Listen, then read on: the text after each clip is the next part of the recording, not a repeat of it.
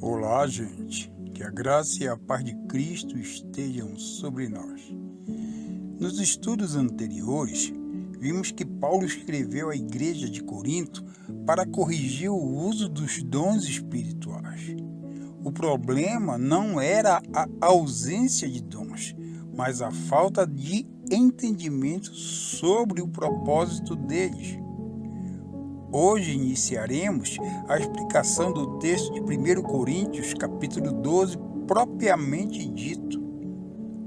Logo nos primeiros versículos, Paulo apresenta uma verdade extraordinária onde os dons espirituais não são uma obra isolada do Espírito Santo, pois eles envolvem o Pai, o Filho e o Espírito Santo, ou seja, a própria Trindade participa da edificação da igreja. Mas antes de abrirmos a Bíblia, reflita comigo.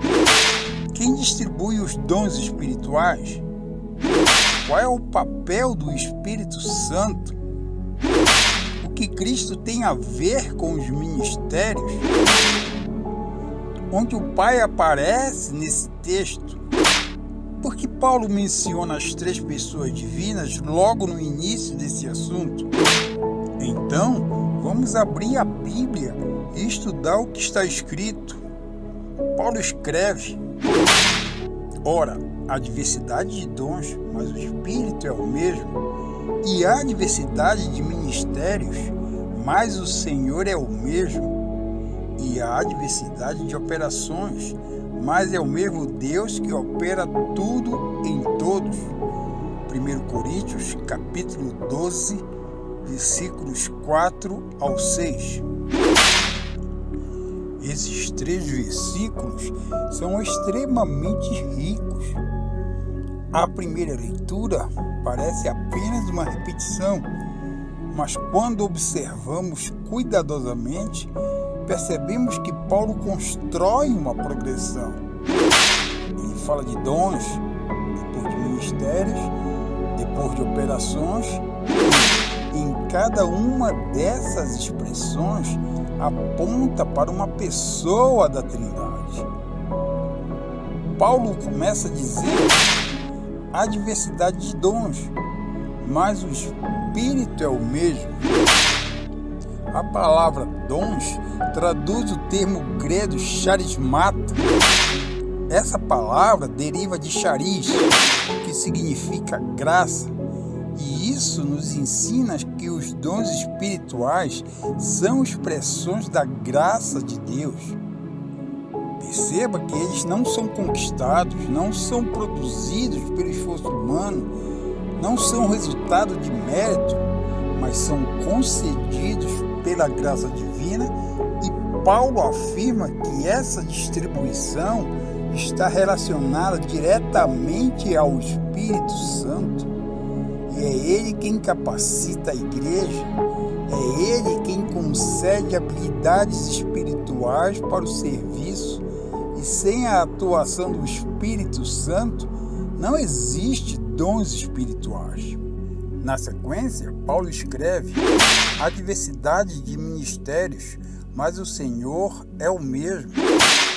Aqui encontramos outra palavra importante.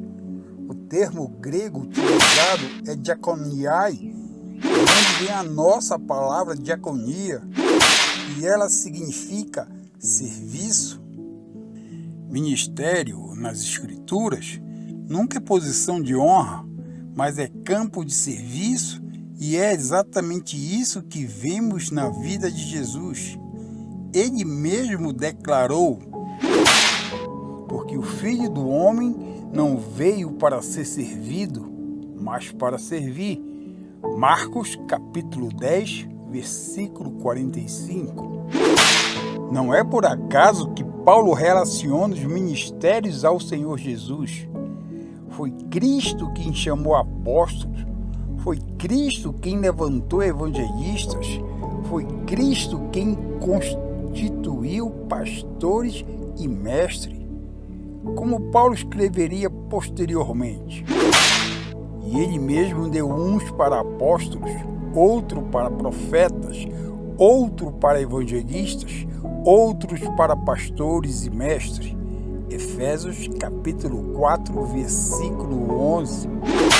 Os ministérios pertencem a Cristo e eles existem para continuar sua obra aqui na terra. Paulo conclui: há diversidade de operações, mas é o mesmo Deus que opera tudo em todos. A palavra operações vem do grego energemata, e ela transmite a ideia de atuação, eficácia ou operação poderosa. Aqui, Paulo aponta para Deus Pai. É Ele quem realiza sua obra soberana por meio da igreja, e nenhum dom produz resultado por si mesmo. Nenhum ministério transforma vidas por sua própria capacidade, pois é Deus quem opera. Veja que é o homem quem serve, o Espírito capacita, Cristo estabelece o ministério, mas é Deus quem produz o verdadeiro resultado. E essa verdade elimina qualquer motivo para orgulho, pois toda a glória pertence ao Senhor. Observe como o texto está organizado. O Espírito concede os dons, o Senhor Jesus estabelece os ministérios e o Pai opera eficazmente em tudo. Não são três obras independentes, mas é uma única obra realizada pelo único Deus, revelado em três pessoas. E essa harmonia da Trindade torna-se o modelo da própria igreja, onde existe diversidade, mas deve existir unidade. E assim como há um só Deus em três pessoas, também há um só corpo composto de muitos membros, e a diversidade nunca deveria produzir divisão.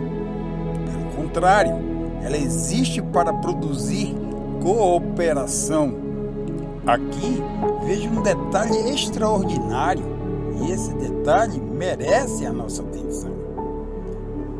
Paulo poderia simplesmente dizer que Deus concede dons, mas ele fez questão de apresentar as três pessoas da Trindade, e isso nos mostra que os dons espirituais não podem ser estudados isoladamente, pois eles fazem parte da grande obra da redenção, onde o Pai planejou, o Filho realizou a redenção e o Espírito Santo aplica essa obra à igreja e a capacita para continuar a missão de Cristo no mundo. Assim, quando um cristão serve utilizando um dom espiritual, ele está participando da obra que o próprio Deus está realizando, e isso dá uma dimensão completamente diferente ao serviço cristão. Servir deixa de ser apenas uma atividade da igreja e passa a ser a participação na missão do Deus triuno. Existe ainda uma lição muito prática, que é o fato de que a igreja nunca foi chamada para produzir uniformidade, pois ela foi chamada para viver em unidade. A uniformidade significa que todos fazem exatamente a mesma coisa. Já a unidade significa que pessoas diferentes trabalham juntas para um mesmo propósito. Exatamente como acontece no corpo humano, onde os olhos não fazem o trabalho das mãos, os pés não substituem os ouvidos, mas cada membro possui uma função diferente e todos cooperam para a vida do mesmo corpo. Da mesma maneira, Deus distribuiu diferentes dons, diferentes ministérios e diferentes formas de atuação para que toda a igreja seja edificada. Quando compreendemos isso, deixamos de competir uns com os outros e passamos a cooperar, e a diversidade deixa de ser motivo de comparação e passa a ser motivo de gratidão. Então, assim podemos concluir que os dons espirituais não nasceram da criatividade humana, pois eles procedem do próprio Deus.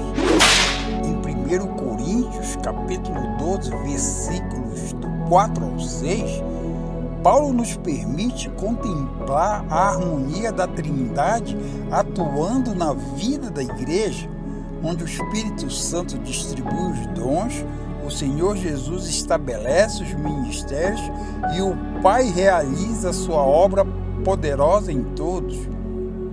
Essa verdade nos ensina que nenhum cristão pode vangloriar-se de sua capacidade, pois tudo aquilo que possuímos para servir ao reino vem de Deus e existe para a glória e tão somente glória de Deus.